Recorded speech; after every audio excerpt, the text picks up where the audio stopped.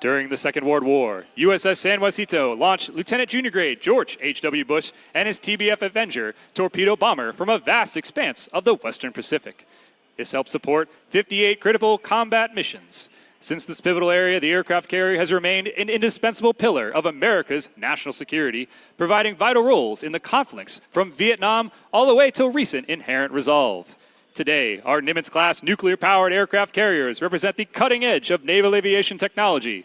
These mighty vessels launch aircraft using steam catapults powerful enough to accelerate a 65,000-pound aircraft from 0 to nearly 200 miles per hour in a mere seconds.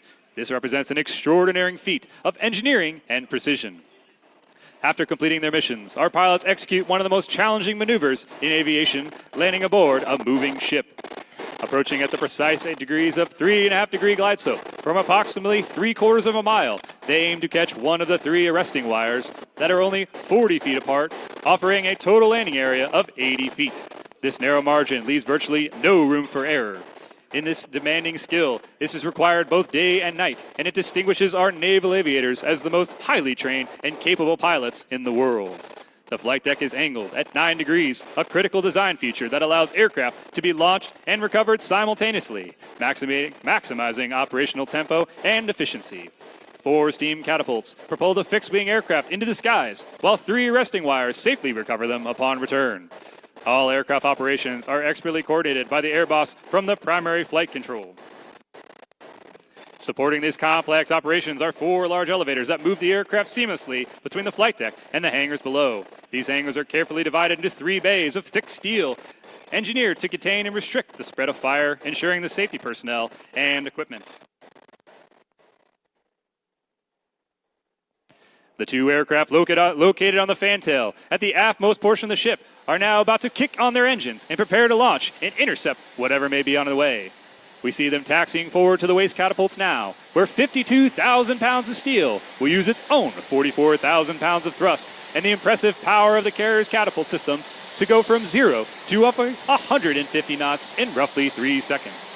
The USS George H.W. Bush has 4 catapults, 2 on the bow, 2 on the waist. It is capable of launching 1 aircraft every 30 seconds. As you will see, the aircraft will taxi up to the catapult, lower the launch bar into a small shuttle. Behind the nose gear will be attached a holdback fitting from the landing gear to the ship. The holdback bar will hold the aircraft as the pilot runs his throttles to full power.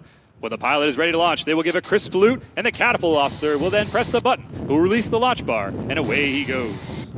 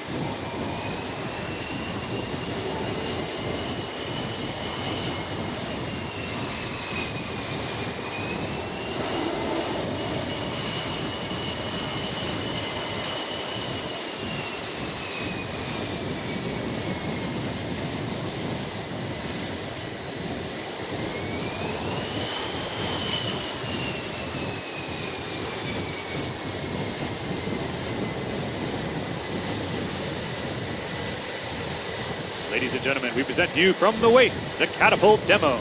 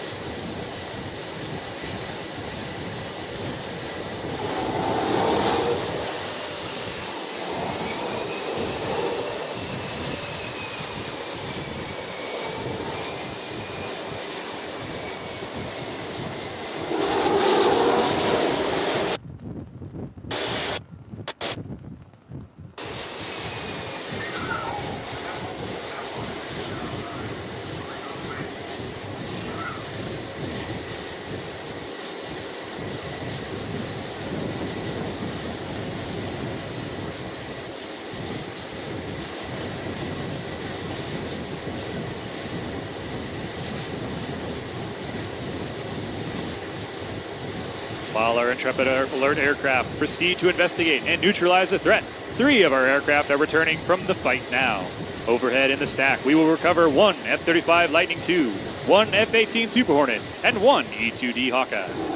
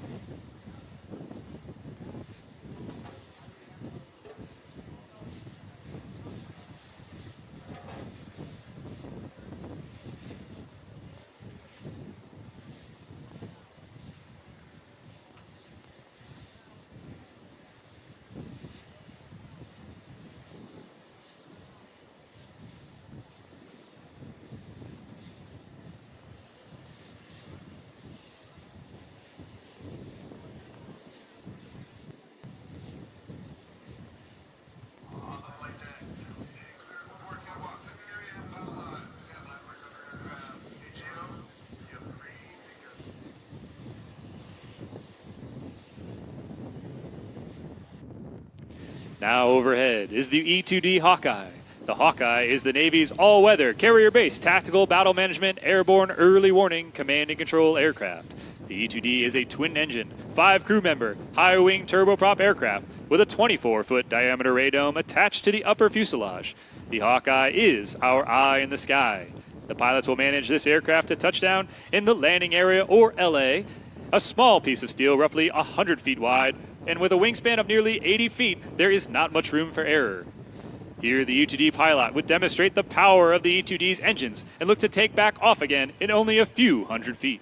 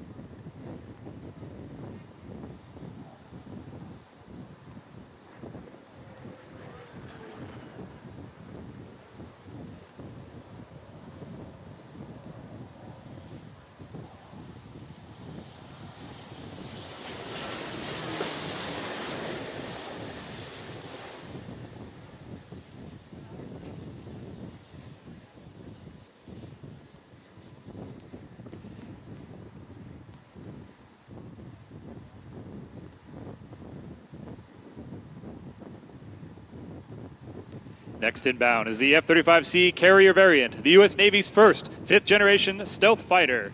This cutting-edge aircraft marks a historic leap in naval aviation, bringing radar-evading stealth technology to the carrier deck for the first time in naval history. The F-35C sets new standards in weapon system integration, lethality, maintainability, combat radius, and payload, delivering a true multi-mission power projection from the sea. It pairs fifth-generation survivability with major advances in network-enabled mission systems, reliability, and interoperability. Designed as a first day of the warfighter, the F-35C is built to dominate both air and surface threats while surviving the most challenging threat environments of today.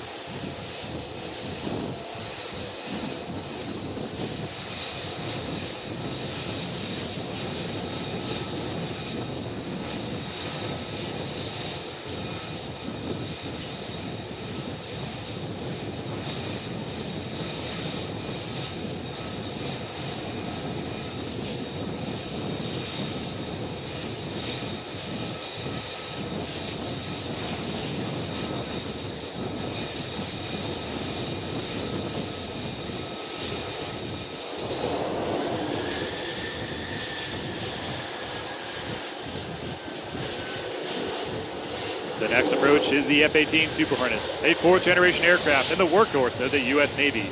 With a wingspan of 45 feet and touching down with over 100 knots, the arresting wires across the deck will bring it to a speed of down to 0, allowing it to stop within a few hundred feet.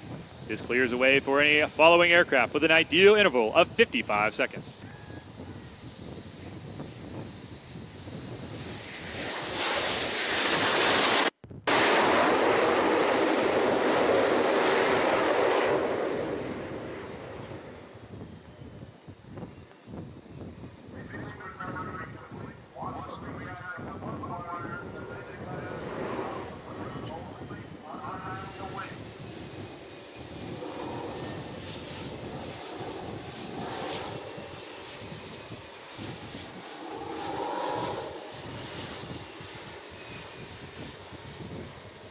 Ladies and gentlemen, we'd like to now recognize the hard man equipment that are working on the flight deck operations to make the flight ops possible on an aircraft carrier. If you look around, you will notice a wide array of different colored jerseys and float coats running around the deck of the carrier. These are the people that make things happen out